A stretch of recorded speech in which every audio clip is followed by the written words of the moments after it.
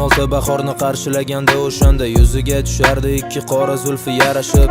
Chiroyli kulishidan qalbda hayajon oshardi, o'ziga yarashardi tikilib qarashi.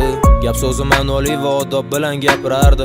Bir kunda necha bora gaplashsakda salom berib, ayb menda bo'lganda ham kechirimni u so'rardi. Men uning jilmayishidan jahlimdan tushardim erib. Rashkim kuchli edi, ba'zan urishardim qattiq. U ham oldingi qizlarim eslab so'roqqa tutardi. Undan o'zga qizlar endi qiziq emas edi ortiq. Ba'zida qo'ng'irog'im tunda uxlamay kutardi.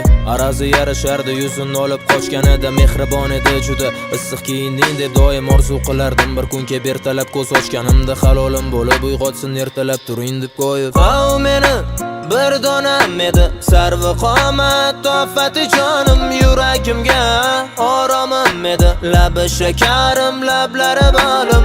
O meni bir donam edi sarvi qomat tofati jonim yuragimga oromim edi labi shakarim lablari bolim. Yo'q u aslida unchalik chiroyli emas ekan. U ham hamma qizlar kabi oddiy bir qizil qatori sevgini qoyillatsa-da vafoni bilmas ekan.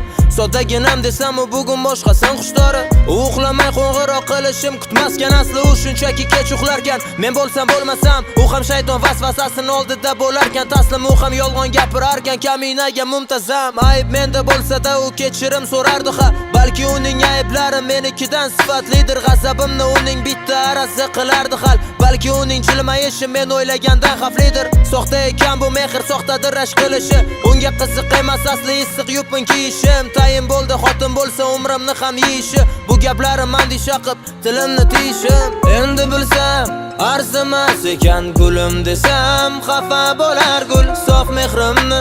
U bilmas ekan lekin qalbimdan ketmadi butkul.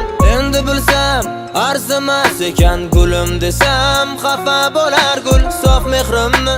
U bilmas ekan lekin qalbimdan ketmadi butkul.